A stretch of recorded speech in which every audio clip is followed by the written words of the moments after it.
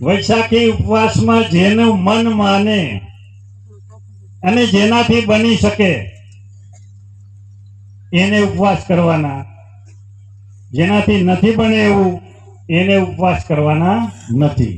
ઉપવાસ કરવા એ તો શરીર જેટલો સાથ હાલે આપણને એટલી આપણે ભક્તિ કરવાની. પણ જેને શરીર સાથ હાલતો હોય ને પછી મને શરીર સાથ નથી હાલતો એમ કરીને ભક્તિ નહીં કરીએ તો બને નહીં. એ તો આપણને ખબર હોય ને માલિકને ખબર હોય કે ભાઈ આને શરીર સાથ હાલે કે નથી હાલતું, આનાથી ઉપવાસ રહેવાય એવું કે નથી રહેવાય એવું. 80 વર્ષના આપણા વડીલો, આપણા માતા પિતા ઘરમાં જો ઉપવાસ કરતા હોય અને પછી આપણે 40 વર્ષવાળા મારે દોડવાનું ઘણું એટલે મારાથી નહીં બને એમ કહીએ તો એ પછી આપણે પોતે સમજવા માટેનો પ્રશ્ન છે. એટલે પોતપોતાની ઈચ્છા શક્તિ, અહીંથી ફરજિયાત આદેશ કોઈને કરવામાં આવતો નથી તમારે ફરજિયાત ઉપવાસ રહેવું હોય. પણ જેને બને અને જેને ઉપવાસ કરવા હોય એમના માટેનો વૈશાખી ઉપવાસનો ઠરાવ નિયમ છે. વિક્રમ સંવત 2079 ચૈત્રવદ 11 તારીખ 16/4/2023 ને રવિવારથી ઉપવાસ ચાલુ કરવાના છે. હવે ઉપવાસ ચાલુ કરવા માટે પહેલા આપણે હાથ ધાન ભેગા કરવાના. એ હાથ ધાન સેવા પૂજામાં રાખવાના है. જળનું એક બેડું ભરવાનું है, એ બેડું સેવા પૂજામાં રાખવાનું है. અને સફેદ અને લીલું નેસણ ગોટીથી સોટી સુધીનું આપણે તૈયાર કરાવવાનું છે. હવે એમાં ગોટીથી સોટી સુધીનું એટલે જે ઘરમાં જે નર નારી હોય એ એમનું માપ. અહીંથી આપણે કોઈને હવા 5 હાથનું કે હવા 4 હાથનું કે હવા 3 હાથનું એમ કહેતા નથી. એ પોતાની ગોટીથી સોટી સુધી તૈયાર કરાવવાનું. એટલે પોતે નર નારી બેલાબંધી ભક્તિ એ આપણી. એટલે જે ઘરમાં જેની જેવી ઊંચાઈ એ પ્રમાણેનું આપણે સફેદ, ભાઈનું સફેદ અને બાઈનું લીલું એ પ્રમાણેનું ગોટી સોટી સુધીનું નેસણ તૈયાર કરી અને એ આપણે સેવા પૂજામાં અંદર ભરકાવવાનું. એક બેડું જળ ભરવાનું, હાથ ધાન ભેગા કરવાના, એની સેવા પૂજા કરવાની. હવા મહિના સુધી એની સેવા પૂજા કરવાની.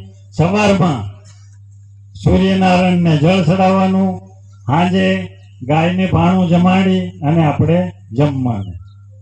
આપણા ઉપવાસ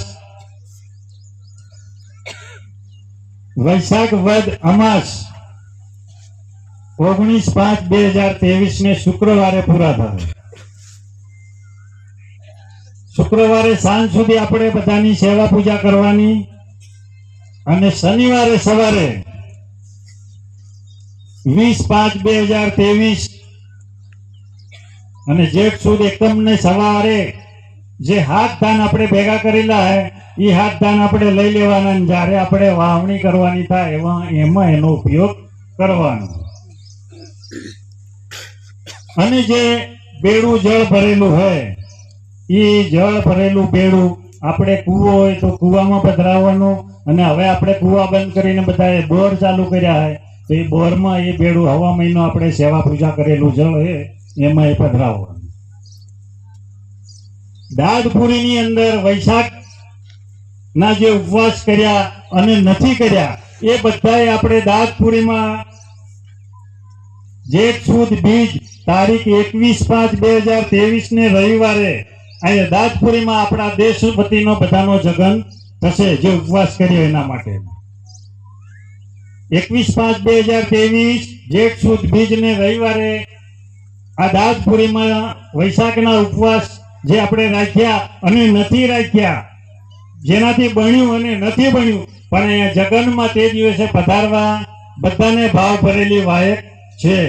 મેં ઉપવાસ નથી રાખ્યા એટલે હું દાદપુરી જતો નથી એવું નહીં. ફળ તો આપણું મન ચોખ્ખું હોવું જોઈએ. ભલે ગમે એટલા ઉપવાસ કરીએ પણ મન ચોખ્ખું નહીં હોય તો એનું ફળ માલિક આલે કે નહીં આલે એ ખબર નથી.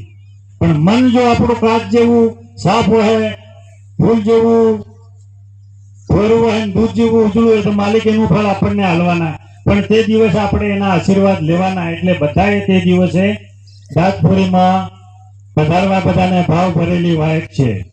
આ વર્ષની અંદર ઇન્દ્ર રાજા મહારાજ આપણને આશીર્વાદ આપવાના છે. આ વર્ષ આપણું સારું જાય, ઇન્દ્ર રાજા ભારી પૂરીને ઉતરે, કરેલી ખેતી ભેળાય નહીં, ફરી વાર ખેતી કરવી પડે નહીં, ખેતીમાં કોઈ જાતનો વાકવા લાગે નહીં, અને જે ખેતી કરીએ એ ખેતી ઉતરી જાય, અને આ વર્ષ આપણું હોળાની પાકે, નદી નાળા તળાવ ડેમ બધા છલકાઈ જાય, પાણીની કોઈ તંગી આવે નહીં, ભક્ત સંતોનું કલ્યાણ કરે એવી એ પ્રાર્થના પંચમીઓ ન્યાવ મહારાજનો આદેશ થયો એ ન્યાવ હોય. આપણે અત્યાર સુધી એવો ન્યાવ કરતા હતા કે આગું બધું કામ થઈ જાય એટલે 2 સારડાનો 5 સારડાનું અનાજ અમે દાંતપુરીમાં જમા કરીશું. પણ એમાં હવે બીજા જમા કરે, બીજા જમા નહીં કરે, બીજાને ભૂલાઈ જાય ને બીજા જાણીને નહીં લાવે ને મારી જેવા ખેતી નહીં કરતા હોય તો પછી પૈસા જમા કરે. એટલે આ વખતથી આપણે એવો અહીંથી કોઈને આદેશ કરતા નથી કે ન્યાવ કરતા નથી. માલિકનો આપણે ન્યાવ કરીને માલિકનો બોલ બાંધીને આપણે એ બોલ પૂરો નહીં કરીએ તો આપણે માલિકના ગુનેગાર બનીએ. એટલે બધા પોતપોતાના મનમાં પોતાને ઘેરે ખેતી કરવાની છે. એટલે પોતાને મારે 2 સારડાનું 5 સારડાનું જે અનાજ જમા કરાવવું કે પૈસા જમા કરાવવા એ પોતાની રીતે પોતે બોલ કરવાનો અને ઘેરે ખેતી કરવાની, અને પોતાનો ઘેરે માલિક લીલા લેર કરી દી. ખેતીવાડીમાં, નોકરીમાં, ધંધામાં બધામાં બરકત આ વર્ષમાં મળી જાય, ધારેલું કામ પૂરું થઈ જાય એટલે પોતાની ઈચ્છા આત્મા પ્રમાણે જે બોલ કર્યો એ બોલ દાંતપુરીમાં આવીને બધા દેવ દિવાળીના મેળાના દિવસે પૂરો કરજો. આપણે દેશ વતી બધા ભક્ત સંતો વતી બોલવસન કરીએ કે આપણે તે દિવસે ઇન્દ્ર રાજાનું દળ જોડવું અને ઇન્દ્ર રાજાના મંદિરે તે દિવસે સેવા પૂજા દેશ વતી કરવું. એટલો બોલ આપણે ભક્ત સંત વતી બાંધીએ. સબ સંતને ઘણા માનથી, ઘણા પ્રેમથી જય ગુરુ. મારી વાતચીતમાં કોઈ ભૂલ થઈ, ચૂક થઈ તો બધા પાસે પ્રાર્થના કરું, ક્ષમા માંગુ.